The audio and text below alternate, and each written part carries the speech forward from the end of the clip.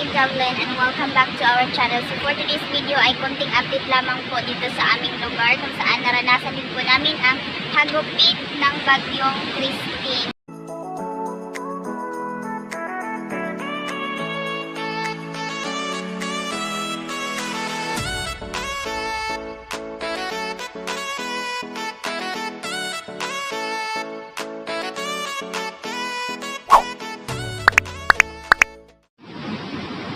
So, low tide po ngayon guys. Ngayon po ay Friday, October 25. So, low tide po ngayon kaya ganyan po kaano yung kalawak yung ano ng dagat. Tapos, nakikita niyo po yung mga niyog na natutumba.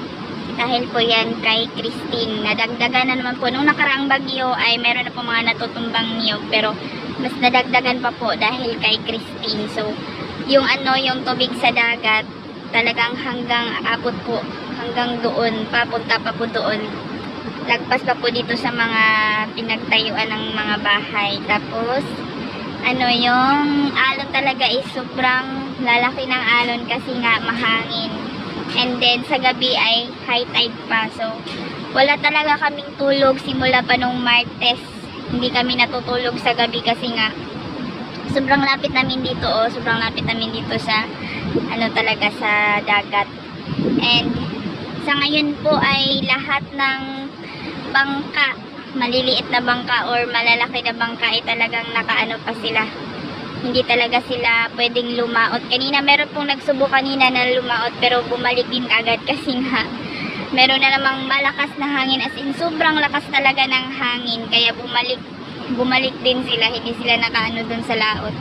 And then lahat po ng lahat ng bangka, yung iba doon na sa malapit na sa bahay, nung wala pa si Christine, yung mga dito lang talaga yung nakahilera, pero ngayon malapit na sa sa mga kabahayan inilagay kasi nga marami na ding mga maliliit na bangka ang napinsala dahil sa malalaking alon.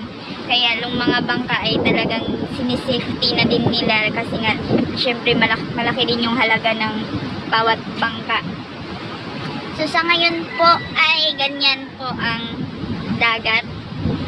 And then dahil 4 na araw nang hindi nakalaot, ay kanya-kanyang diskarte na talaga ang mga tao dito sa baybay guys, kasi nga araw-araw tayong merong pangangailangan.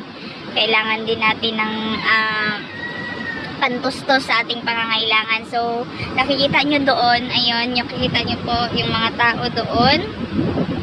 Ayan, lahat po sila doon ay namumulot ng maibenta namumulot po sila ng baon ng niyog para maibenta.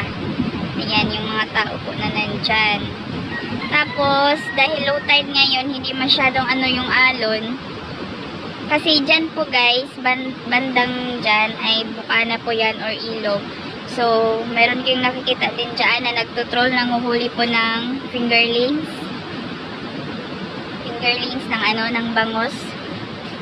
Ayan, nanguhuli po sila dyan. Gamit po yung troll. Ayan po yung troll. Tapos, ayun, grabe, kapag meron talagang bagyo guys, ay ganito. As in, mga dito, naaabot talaga ng ng alon.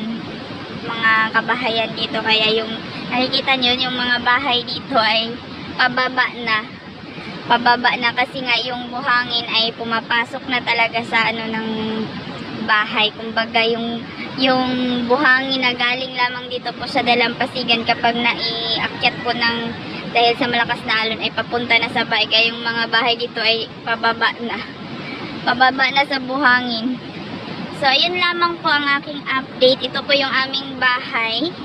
Kung nakikita nyo po, punong-puno na po yan ng mga kahoy, mga naaanod galing po doon, mga naaanod na pinupulot po namin para ginawang bakod. Tapos nilagyan din namin ng mga ng niyog, mga dahon ng niyog, nilagyan din namin, and then tinabakan pa namin ng buhangin kasi pag hindi po namin ginaganyan ay talagang yung alon ay diretso talaga sa bahay namin, dyan sa kusina namin. Kaya grabe, bahala na, kahit ganyan na po yung hitsura, okay lang. Basta hindi po kami maabot ng ng alon.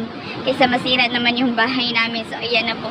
So sa lahat po ng lahat po ng bahay dito ay ginawa na po ng ganyan. Hinuhukayan na talaga, tapos tinambak, ginagawa na po ng mga bakod para depensa po sa alon. So hanggang doon, ganyan po ang itsura. Meron ng mga nakaharang para depensa po sa alon. Tapos ang dami na po mga nakatumbang niyog. And then kanina, sobrang lakas talaga ng hangin kanina, guys. Grabe. Yung parang na siya. Parang hangin na umiikot na talaga kasi grabe talaga, as in kanina mayroon na namang natumbang 2 niyog, pero hindi po dito, banda dun po sa sa sentro. 2 puno ng niyog. Tapos dito parang ililipad na talaga yung bubong namin dito. Sa sobrang lakas kanina ng hangin, akala namin wala na si Christine. Kaya nga yung mga nagtangkang lumaot kanina ay bumalik din. Kasi nila na hindi pala talaga kaya nila. So sa ngayon po ay ayan, yun po yung sitwasyon dito sa baybay. Tapos yun po, yung mga tao po na nandun, nang pupulot po sila ng baon ng niyog. So yun lamang po ang aking update. Thank you so much po sa pag-support palagi ng aking channel. Maraming salamat po sa inyong lahat. Bye bye!